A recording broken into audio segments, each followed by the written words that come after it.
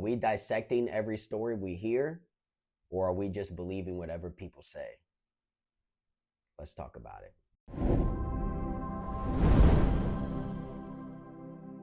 We already have preconceived notions or ideas that form a certain bias in us, to the point to where if some kind of story presents itself, or rather is presented in a way to where it seems like it aligns with where our viewpoint is, what our agenda is, what we want to push, then all of a sudden we will take that envelope and we'll mail it to the next person and say, hey, look at this story. Look what's going on. We got to continue this. And we don't even bother to open it to see what it's about. Hello, everyone, and welcome to another one of my videos. Excuse me here. I have a little bit of a cough. That's actually why I took a week off and didn't upload or record and upload a video last week, is because during that time when I record, I was battling a cold, and I'm still a little bit getting over the symptoms, if you can't tell, but nevertheless, still didn't want to take more than 1 week off. So we're back making more videos. Okay. Plus also there were some technical difficulties on the editing side. So it kind of worked out the way things lined up there. But nevertheless, like I said, took a week off and now we're back. But as you could probably tell from the intro, I wanted to talk into a direction about stories, and more so specifically the validity of a story, right? And where I want to go with this is I want us to ask ourselves a question, whether or not what we're hearing as far as what's going out in the world, whether or not what we're hearing is to be taken as is, or whether or not we're investigating that story, right? Which is why I asked the question, are we dissecting stories as we hear them, or are we just believing what people hear? Now, I know on the surface that may sound like I'm asking the question, oh, well, are you believing what people say, or are you not believing what they say? And that's not really what I'm asking, which is why I started the question with the word dissecting, because a lot of people can believe or disbelieve, but it's a whole different conversation to ask the question, are you believing it as they present it to you, or are you dissecting what they said and digging into it yourself? And that's the question I want to get across to us this day. And the reason I want to ask this question is because, excuse me, I'm trying to fight coughs here. The reason I want to ask this is because recently I came across a video on the internet of, it was actually another content creator reacting to another content creator making a video of, if you haven't heard, the elderly black woman who I believe was 75 years old, who ended up, because of getting in a fight, lost her life. And as unfortunate as that is very sad to have a loved one pass away, especially in a sense where it wasn't through natural means, right? No one wants to hear that someone who they love passes away from having an altercation with somebody. But if you haven't heard too much about it, the reason I'm diving into this story and rather using it as an example is because as the story initially came out, it was very much painted, again, with this political mindset that we have in our culture, to paint something in a light that politically pushes some kind of thought,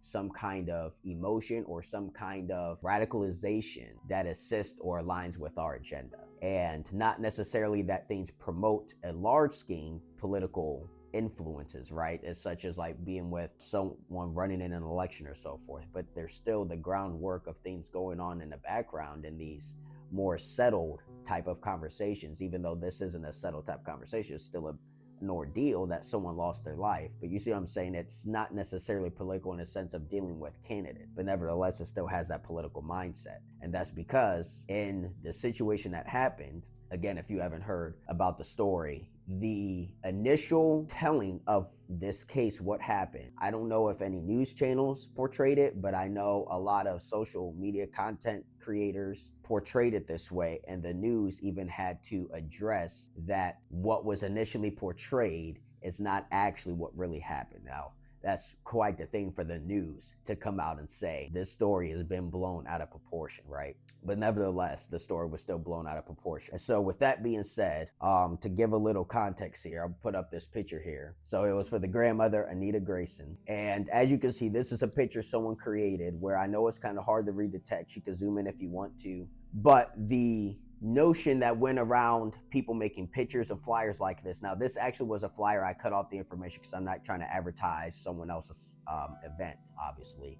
But as you can see down here, they say justice, and so forth, accountability. What does the top say? Let me see if I can read. Enough is enough. And so you see a picture being portrayed that something happened out of annoyance that shouldn't have happened, right?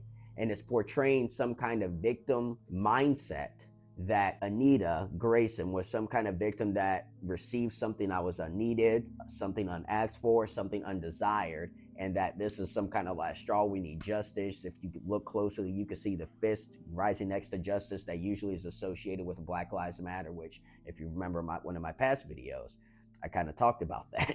In case you haven't been aware already, what came out to be was that the entire thing was basically a big scandal, where not only did they receive $9 million in donations for the concept of Black Lives Matter, very minimal, close to none of it actually went into helping Black community. But more so, since I brought that up to kind of briefly explain what I'm talking about, is how just because something says it's for Black Lives Matter, because it says it portrays something, doesn't actually mean it is supporting what it is, right? But coming back to the point here, you can see that with this picture, Justice for Anita Grayson, that a lot of people were pushing this narrative that a Black grandmother was assaulted by a white woman or white women. And so obviously it's much so playing the race baited card. Now, for those who don't know the full story, it was Anita Grayson that went into a Tim Hortons, and the report was not only did she get into a fight with one white woman,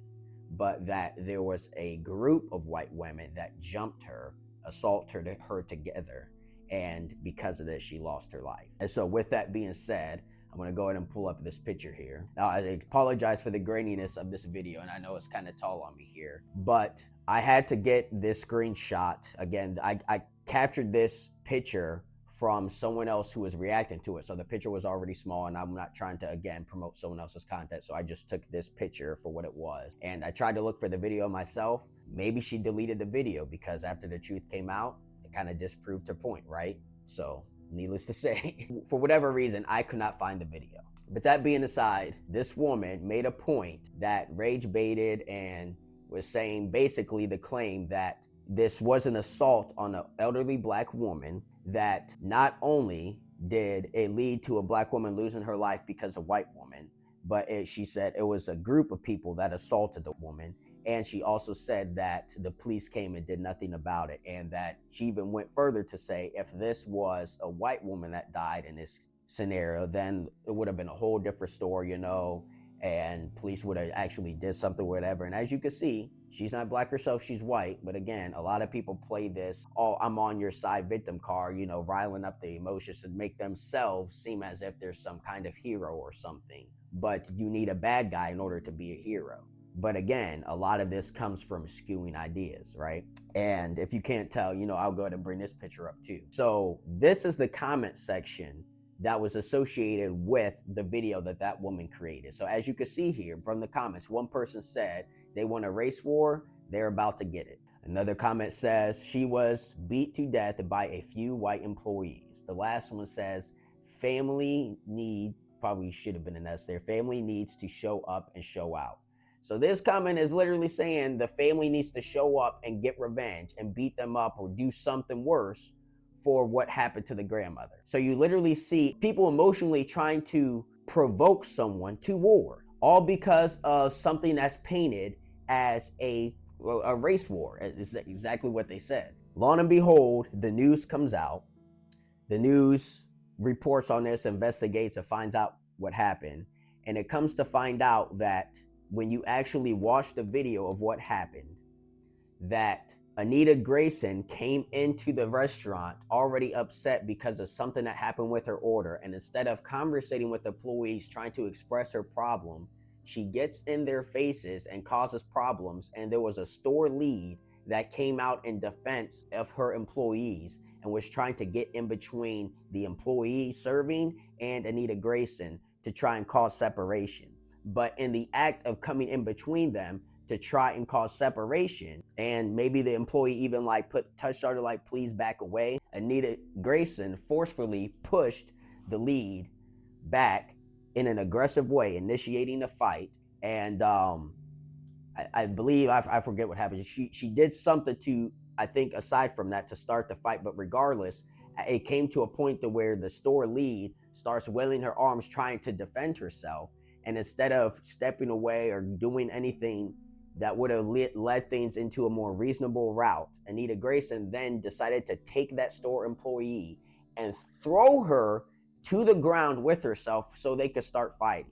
So the lead did not jump Anita Grayson. Anita Grayson grabbed the store lead and threw her to the ground.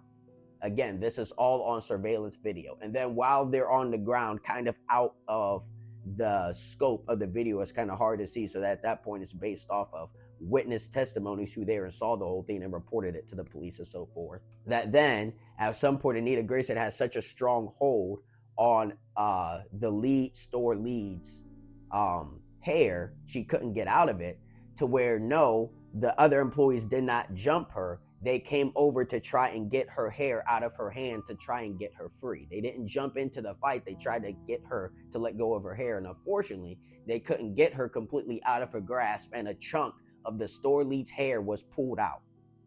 So again, another victim here, but it's not mentioned because it was a white person and a black person is involved. So the black person is a victim and the white person is a criminal or the hate person. And so the associates get the store lead out of Anita Grayson's grip, which leads to a chunk of her hair being yanked out. And at this point, it settled down. Anita Grayson sat down and actually got on the phone with somebody. So the story that this woman got jumped actually on camera shows where, again, it was a little out of scope, but again, between the video, surveillance video, and the testimony of those around, Anita Grayson sat down by herself and was able to get on the phone and talk with someone. And then the employees even went further, telling she was in some kind of distress, even though they just got assaulted, gave her water to try and tend to her. But lo and behold, after this happened, whether or not it was because her heart rate got too elevated, whatever happened, it's still yet to be fully determined or disclosed. But even sitting down, she ended up passing away. So no, she did not lose her life because of being beat up, let alone jumped. Most likely it was because of the elevation of her blood pressure or her heart rate, something along those lines. But one, it was a fight she initiated. It was a conflict she initiated. And then after it got to a certain point, the conflict broke up. And then the employees tried to tend to her with water, despite the aggression that was given. Yet again, the story is being painted that she was some kind of victim, that just because she was a black lady and just because they were white women, that this happened. And if it wasn't for her being a black woman, then none of this would have happened. So you see the type of lying that can happen that, again, as I've talked about in many previous videos, does nothing but rile our emotions, right? Gets us driven emotionally, and it gets us to the point to where we want to become so motivated to where our entire perspective, our entire viewpoint, all of this stuff becomes skewed because of what's being portrayed to us. And this is why I started the video with the introduction. Do we dissect what people bring to us, or do we just believe? Because it's not a matter of fact of whether we believe it or not, true or false. It's whether or not we actually dig into and dive in to what's being given to us, or do we just take it as is? Now, I have a good example for you for this, okay? So I have here, and it's kind of hard to see, an envelope, right? Now, how do I want to know what's in this envelope? Believe it or not, I have to either use my fingers or use some kind of tool like a letter opener, and I actually have to cut this open, dissect it, and dig inside this envelope to see what's in it. Otherwise, if I don't dig in this envelope, I'm never going to know what the contents are. Now, how does this relate? Because a lot of times, envelopes have certain imagery, right? They have certain company names. They have certain aspects that let us know, or rather give us a gist of what the letter is about, right? So for example, I have a car that I'll be a little transparent here. I'm about to pay off pretty soon, right? I'm getting very close to paying it off. That being said, and I thank God for that. But that being said, obviously, there's a lot of dealerships sending me letters in the mail, right? And I won't show quite everything on this, but you can see a little bit here. You see the car here in the picture, right? Obviously, this is some kind of car letter that comes in the mail. So obviously, if I get it, I know the contents, right? I know what it's about. Sometimes, though, you get an envelope, you don't know what's inside. And I know it's kind of hard to see here. I'll move it a little bit closer. You can see they sent it to me, right? I obviously blurred out my address and everything. But as they sent it to me, notice how even though it has the stamp, I'm moving it for the Facebook proportions here, it did not even have a return address. So that should have been my first clue. They were trying to be secretive. But it looks like a normal envelope, right? Normal envelope. I go and open it. Sure enough, it's just a dealership trying to reach out to me to get me to trade in my car so I can buy something else and continue to be under payments, right? Monthly payments. Now, needless to say, that's one example of how you open something up and it's not as it seems, right? But that's in a negative sense where it looks like it's something you need, come to find out it's wasteful. But how about the letters you get in the mail to where it seems like, it might not be much of anything, it's whatever. But again, you don't know the contents of the letter until you open it up. And then come to find out, you open it up and you may find out it's something to deal with your 401k. Maybe it's something about your benefits. Maybe there was some kind of name change or company change, and your benefits are through one company and your place of employment was late on the ball or slow on the ball with telling you there was a change, or maybe you forgot there was a change that they mentioned, and all of a sudden you get some letter from some company you don't recognize and you're like, oh, I'll just throw it away, not realizing it's very detrimental and you need it. But see, that's the issue, is a lot of times we look at letters and we decide whether or not we want to open it based on what's on the outside. Now, how does this relate to politics? Because too many times we already have preconceived notions or ideas that form a certain bias in us, to the point to where if some kind of story presents itself, or rather is presented in a way to where it seems like it aligns with where our viewpoint is, what our agenda is, what we want to push, then all of a sudden we will take that envelope and we'll mail it to the next person and say, hey, look at this story. Look what's going on. We got to continue this. And we don't even bother to open it to see what it's about. Lo and behold, we have stories like this to where, again, Anita Grayson, with her story, as tragic as it is, come to find out she has a story that's being portrayed. And again, it's very sorrowful that she lost her life. It's very sorrowful that all of this had to happen. But what's very tragic on top of this, or rather I'll say also tragic, is the fact that aside from someone tragically losing their life, instead of just letting the family deal with this grief, you're now taking their emotions of them losing a loved one. You're taking the emotions of friends of losing a family friend or natural friend or innocent bystanders, and you're rage baiting them to turn against a certain 3 people who were not only innocent according to the claims that were presented, but on top of that did the contrary thing to where they tended to her with water, right? They performed self-defense, but they also still showed enough hospitality to try and tend to her when they could tell something was off. Let alone, because this wasn't targeting them, they didn't say these names of these women, they said white women, which now gets your emotions as a black person who's watching this, or someone who is empathetic towards black people, now to have some kind of irrational hatred or bitterness or disgust towards any other white person that's going to be in your life that you're going to see. All because of a lie. And I'll be straight honest, this is why I make these videos, right? This is why I make this content, because I cannot stand down to my soul, down to my core, when people use these lies and push these narratives to, again, cause further division in our nation, cause hatred, cause wars. They said it themselves. The family needs to show up and do something. You want a race war? You got it. This is all based off of a lie. But again, if you don't open up your envelope, if you don't open up the letter someone sends to you, you will never know that, because you are gullible enough to just take what people give you and pass it off as if it's credible or trustworthy. When was the last time we received a package in the mail and didn't open it to see what was in it? When was the last time we gave something to someone, say like it was food, something to digest, without knowing what the contents was? Maybe we made it ourselves. Maybe we bought it at the store. But if I'll go ahead and go this route, because a lot of people can relate to this. One of your coworkers made a food, and you may be a germaphobe. They made food, and it's like, oh, give this to your family, give this, to wherever. But you don't know how clean of a person they are. You don't know what their kitchen looks like. You don't know what their habits are.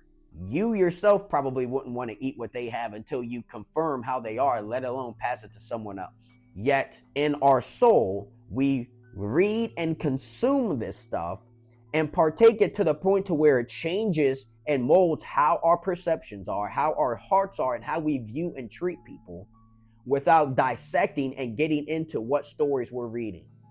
And this is a problem with taking things blindly. This is why you have to be a critical thinker. This is why you can't just take things blindly and just listen to it as is. Again, we have the tools to open the envelope, but it's so much easier to move along with the wave of propaganda because the motion is already started.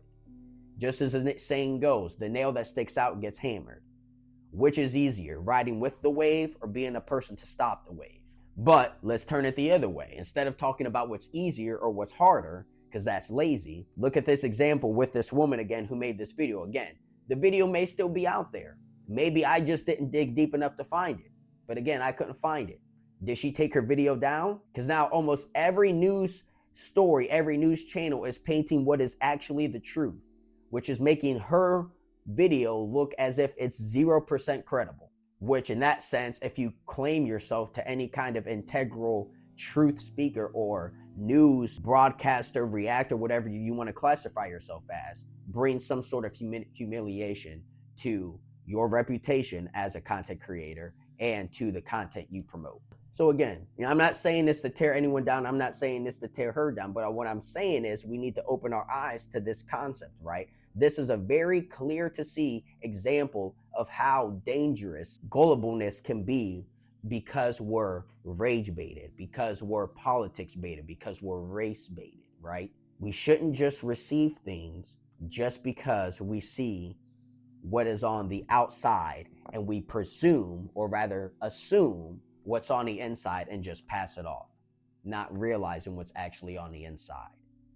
Take what you have, take what news comes your way, dissect it, and look into it even before you pass it off. Let's talk about this. Even before you pass it off, take what you have, dissect it, study it, look into what actually happened, dissect the truth before you receive and digest it into yourself. Because if you digest it into yourself, again, it's already going to form and mold your bias. And once you believe something that's false, it's going to be a whole lot harder for you to believe, rather, I'll say it this way, it's going to be a whole lot harder for you to be told what was actually truthful, either because you're now embarrassed or you're ashamed, right? And you don't want to look like someone who didn't know what they were talking about, or you fail to hold accountability, which is worse because you don't want to be told you're wrong, or whatever else you want to go with it. But the point is, the fact still stands that if you put something out there, even if you don't put it out there, if you hold it to yourself that this is what is, and then it comes to find out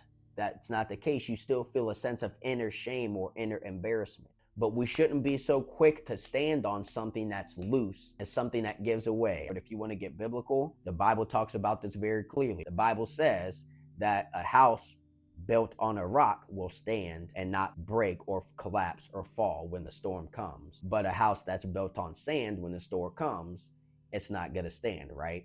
So again, it's talking about being built on something that's immovable, that's paraphrasable or relatable rather to what is truth. Because if something is true one moment and not the next, then that wasn't really the whole truth, right? That was maybe half of a truth, or maybe that was what you believed to be true, but it actually wasn't true, right? We talked about this with science, and I'm not going to get back into that, but theories change. It's not that it wasn't true, it's that the truth needed adjustment because we weren't as untrue as we thought we were. Again, when something's true, it cannot be untrue. That's contradictory. That's an oxymoron. So, coming back to that biblical standpoint, if a house is going to stand, it has to be built on a rock. If you are going to continue without being shamed like that, without feeling regret or feeling embarrassment, if you want to be able to portray something that's truthful without it coming back to you as embarrassment, let alone if you don't want to be rage baited in a false sense, again, we talked about this as another video as well, without being manipulated, well, then how about this? Let's take a step back and analyze. When we receive something, do we dissect what we receive, or do we just take it and pass it along like it's on a silver platter? That being said, that's where I'll close this video. Dissect what comes in and get to the truth of things, because you never know what's inside of an envelope until you actually open it up. So I thank everyone for tuning in to this video, but that's where I'll end it for this one. So love you all. God bless you. We'll see you next time. God bless.